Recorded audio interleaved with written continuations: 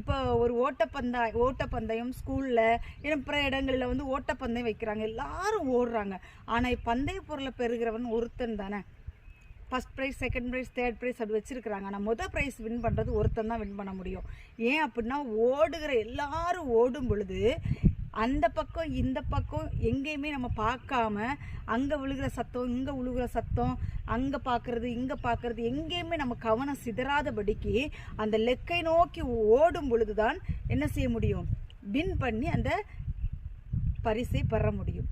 அதனால பவுல் சொல்றாரு, எனக்கு அப்படிப்பட்ட ஒரு பந்தய பொருள் இருக்கிறது, நான் அதை அந்த லெக்கை நோக்கி தொடர்ந்துகிட்டே இருக்கார், போய்கிட்டே இருக்கிறாரு. நம்மளும் அதே போலதான் கர்த்தருடைய பிள்ளைகளை இந்த பூமிக்குரிய வாழ்க்கையில நம்ம பயணம் செய்து கொண்டே இருக்கிறோம். பரலோக ராஜ்யத்துக்கு பயணம் செய்து கொண்டே இருக்கிறோம்.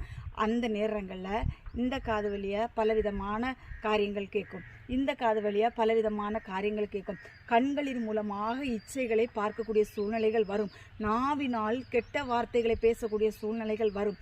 பாவம் சுற்றி கொண்டே இருக்குமா நம்மளை. ஆனால் நம்முடைய லெக்கு இந்த குதிரைக்கு கடிவாளம் போட்டது போல, இந்த 2 கண்களை குதிரைக்கு கடிவாளம் போட்டு இந்த 2 கண்களை மறைச்சி அந்த குதிரை போகக்கூடிய நேரான அந்த பாதையில குதிரை ஓட்டுகிறவர்கள் வைத்திருப்பார்கள். அதே போல இந்த நாட்கள் கிறிஸ்தவர்களுக்கு 2 கண்களில் கடிவாளம் வேண்டும் என்று வேதம்